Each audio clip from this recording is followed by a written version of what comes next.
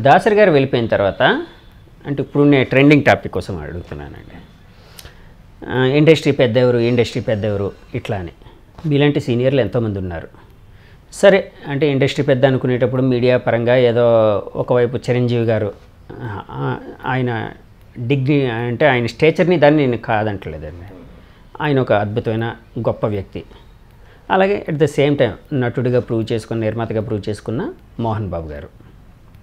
వీళ్ళిద్దరికీ ఇండస్ట్రీ పెద్ద అనే విషయంలోనే రకరకాల మనస్పర్ధలు అంటే చిరంజీవి గారికి వచ్చిందో లేదో తెలియదు, మోహన్ బాబు గారికి వచ్చిందని బయట మీడియాలో ఏవో వార్తలు వినిపించాయి. వీళ్ళిద్దరిలోని అవి నిజమే అంటారు సార్? నిజంగా మోహన్ బాబు గారు అట్లా ఫీల్ అయ్యారు, చిరంజీవి గారు నాకు పోటీ వస్తున్నారు ఇండస్ట్రీ పెద్ద అనే దానికి అని ఎప్పుడైనా ఫీల్ అయిన సందర్భాలు అంటే మీ అనాలిసిస్లో? నా అనాలిసిస్ అయితే మోహన్ బాబు అసలు ఆ క్రియేషన్ రాకూడదు ఆయనలో. ఓకే, నువ్వు ఇండస్ట్రీకి రాకముందే నేను ఇండస్ట్రీలో ఉన్నా, అలాగే వస్తే అలాగా. అవును అవును, నువ్వు ఏం 10 మందికి చేసావు, అవును అవును, ఏంటి అన్నది ఇంపార్టెంట్. అవును, అలాగైతే నేను కొంత చేసి ఉంటా, అవును, ఇంకోళ్ళు చేస్తుంటారు, ఇంకోళ్ళు చేసిన వాళ్ళందరూ పెద్దలు అయిపోరు. అవును అవును. చిరంజీవి మొన్న మన ఈ కరోనా వచ్చిన కాడి నుంచి చాలా బాగా చేశారు, చాలా హెల్ప్ చేశారు. అవును, చిరంజీవి ఒకడే తన జేబులో చేశాడని కూడా నేను అన్నాను. అవును, అందరు సహకారం, నలుగురిని కలుపుకుని వాళ్ళ దగ్గర పోగు చేసి 10 మందికి పంచుతాం కూడా గొప్పే. ఇప్పుడు నేను నీకు ఇచ్చే పొజిషన్లో లేకపోవచ్చు, కానీ వచ్చే మార్గం చూపిస్తేనే గొప్ప. అవి చేశాడు. దీంట్లో కాంట్రవర్సీ మ్యాటర్స్ తీసుకురాకూడదు. తనే ఏంటి గొప్ప, నా గడ్డు వస్తున్నాడు, ఎవరికి అడ్డు రారండి. నీ టైం బాగుంటే నువ్వు మోహన్ బాబు అయ్యావు, ఆయన టైం బాగుంది ఆయన చిరంజీవి వేడు, నా టైం బాగుంది నేను డైరెక్టర్ అయ్యా, నేను ఖాళీగా ఉన్నప్పుడు. మీరు ఖాళీగా లేరుగా, బిజీగానే ఉన్నారుగా. You should pray God to be success in your life, not in others life. ఇంకోటి లైఫ్లోకి వెళ్ళి నువ్వు వాడిని డామినేట్ చేయాలంటాం తప్పు. ది పబ్లిక్ విల్ డిసైడ్ అమ్మా, వాళ్ళుగా నిర్ణయం తీసుకుంటాం. సో ఇప్పుడు సార్ మిమ్మల్ని ఇండస్ట్రీ పెద్దగా ఎవరుంటే బాగుంటుంది అని అడిగితే ఏ పేరుని సజెస్ట్ చేస్తారు సార్? అసలు ఎవరు ఉన్నారు అలా. ఇండస్ట్రీకి గేట్లు లేవు, ఓకే, తలుపులు లేవు, తాళాలు లేవు. ఎవడైనా రావచ్చు, ఎవడైనా పోవచ్చు. మీ మిత్రుడు ఎవరో చెప్పేవారు కదండి సత్యారెడ్డి గారు. ఆడు అరవింద్కి బాగా ఫ్రెండ్, చాలా మంచి ఫ్రెండ్. సో ఎవడు ఏం చేస్తారు చెప్పండి? ఒక న్యాయం చేయగలిగిన నా కెపాసిటీ నాకుందని నాకు చెప్పమనండి.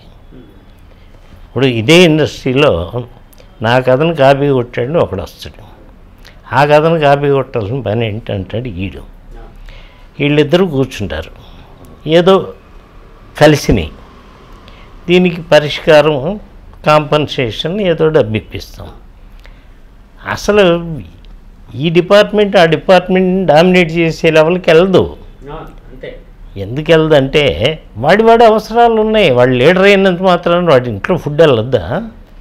వాడు కష్టపడి పని చేయాలి కదా. సో అలాంటి స్వార్థమే ఎక్కువ ఉంటుంది. అప్పుడు ఉట్టి మాటలు సార్. ఇప్పుడు మనం ఇండస్ట్రీ అని మనం ఫస్ట్ నుంచి పిలుచుకుంటూ ఉంటామండి సినిమా ఇండస్ట్రీని. కానీ ఇప్పటి వరకు గవర్నమెంట్స్ అయితే ఇండస్ట్రీ పరంగా ఎలాంటి రికగ్నిషన్ ఇవ్వలేదు, నిజమే కదండి సార్? ఇప్పుడు గవర్నమెంట్స్ ఒకవేళ రికగ్నిషన్ ఇస్తే ఇండస్ట్రీ పరంగా ఇండస్ట్రీకి జరిగే మేలేంటి? అంటే ఆ రికగ్నిషన్ లేకపోవడం వలన ఇండస్ట్రీ కోల్పోతుంది ఏంటి మీ అనాలిసిస్లో ఒక సీనియర్గా? ఇప్పుడు ఏ వ్యాపారం పెట్టుకున్నా లోన్స్ ఇస్తారు బ్యాంక్స్. నేను సోన్సో స్టీల్ బిజినెస్ పెట్టాను, నా ఎస్టాబ్లిష్మెంట్ 5 కోట్లు, నేను 3 పెట్టా, 2 కావాలంటే అడిస్తాడు. నేను అదే ఓ పెద్ద సినిమా తీస్తాను, 100 కోట్లు అవుతుంది, నేను 60 పెట్టుకుంటున్నాను, 40 ఇమ్మంటే ఇక్కడెవరు కేరళలో ఇస్తారు. కేరళ పిక్చర్స్ అన్నీ తమిళనాడు కూడా బ్యాంక్స్ లోన్ ఇస్తాయి. అది ఎవరికి ఇస్తాయి? మనం ఇస్తే ఈ డబ్బును తినేసి పోయినాయి అని చెప్పేవాళ్ళకి ఇవ్వరు. అవునండి, అంతే కదండి, ఎక్కడైనా అంతే కదా. ఈ బ్యాంక్స్కి ఇదే ఇండస్ట్రీలో ఒక 5-6 ఒక పొజిషన్లో ఉన్నారు. ఇప్పుడు నేను బ్యాంక్ అప్లై చేశాను. అప్పుడు ఈ 5-6 వాళ్ళు కన్సల్ట్ చేస్తారు. కన్సల్ట్ చేసినప్పుడు సాగర్ మంచోడు కానీ అంత ఇన్వెస్ట్ చేస్తే మనకి రిటర్న్స్ వస్తాయని నమ్మకం లేదు అంటాడు. అయిపోద్ది. అలా మనకి ఉంది. కాకపోతే మన ఇండస్ట్రీలో కొందరిని ఆ బ్యాంక్స్ వాళ్ళు ఎంగేజ్ చేసుకుంటారు ఒక చిన్న పోస్ట్ ఇచ్చి. అంటే టు నో అబౌట్ సాగర్, నేను రాస్తా 100 రాస్తా, నేను వీరుణ్ణి సూర్యుణ్ణి, నా బయట అది ఇది అని ఒక సంతకం పెట్టి పంపిస్తా. అసలు నిజమా కాదా అనేది ఇండస్ట్రీలో కొందరు ఉంటారు, వాళ్ళని అడిగి తెలుసుకుని ఇవ్వరు. సో ఇండస్ట్రీ అనేది అయితే అక్కడ అంటే తమిళనాడు, కేరళ ఇలాంటి చోట్ల మీరు చెప్పారు కదండి, కొన్ని స్టేట్స్లో ఆ గుర్తింపు అయితే ఉంది, కానీ మన తెలుగులో అయితే ఆ గుర్తింపు అనేది లేదు కదండి. అంటే ప్రభుత్వ పరంగా నేను అనేది అంటే అఫీషియల్గా ప్రభుత్వ పరంగా అసలు ఎక్కడా లేదు. బ్యాంక్స్ అదే అవునవును. ఇప్పుడు కొలెటరల్ గ్యారెంటీ పెడితే ఇస్తారు సార్, అది కూడా అన్నీ చూసుకొని. అట్లా కాకుండా సినిమా మీద అంటే ఇప్పుడు మనం ప్రైవేట్ ఫైనాన్స్ అంతకుముందు నెగిటివ్ మీద ఇచ్చేవారు కదండి, ఇప్పుడు నెగిటివ్ కూడా లేదు కదా సార్, అది వేరే విషయం. నెగిటివ్ మీద కనీసం ఇచ్చారు ఫైనాన్స్, ఇప్పుడు అది కూడా లేదు కదా. అట్లాగా ఒకప్పుడు బ్యాంకులు నెగిటివ్ మీద కూడా ఫైనాన్స్ ఇచ్చేవి కాదు కదండి, బ్యాంకులు అయితే ఇచ్చేవి కాదు కదండి. సో అలాంటి పరిస్థితి సినిమా మీద ఇచ్చేవాళ్ళు ఎవరు సార్? బ్యాంకులు ఇచ్చేవా? అంటే తమిళనాడు, కేరళ అదే ఆ 2 చోట్ల తప్ప ఇక్కడైతే లేదు. ఇక్కడ కూడా పెద్ద పెద్ద వాళ్ళు తెచ్చుకుంటారమ్మా. అంటే నేను మీడియం బడ్జెట్ ఇచ్చిన వాళ్ళు ఇలాంటి వాళ్ళ కోసం అడుగుతున్నాను. No chance. సార్ ఇప్పుడు మీరు పాత తరాన్ని చూసారు, కొత్త తరాన్ని చూసారు, సినిమా పరంగా ఎలాంటి మార్పులు వచ్చాయని అనుకుంటున్నారు సార్? అది వాతావరణం కావచ్చు, కథాపరంగా కావచ్చు, ఇంకో విధంగా కావచ్చు, సినిమా అనేది ఇప్పుడు ఎట్లా ఉంది? ఎవ్రీ 10 yearsకి 15 yearsకి ఇండస్ట్రీ మారుతూ ఉంటుంది. వాళ్ళ లైఫ్ స్టైల్ కానీ, స్టోరీస్ సైడ్ కానీ, ఇంకో సైడ్ కానీ మారుతూ ఉంటాయి. ఆ మారే వాతావరణానికి అడ్జస్ట్ అవుతూ వెళ్ళాలి. ఇప్పుడున్న మారిన దీనికి నేను అడ్జస్ట్ కాలేను. మిగతా వాళ్ళ గురించి తర్వాత మాట్లాడుతున్నాను. నన్ను అలాంటి కథ ఇచ్చి తీయమన్నా నేను తీయలేను.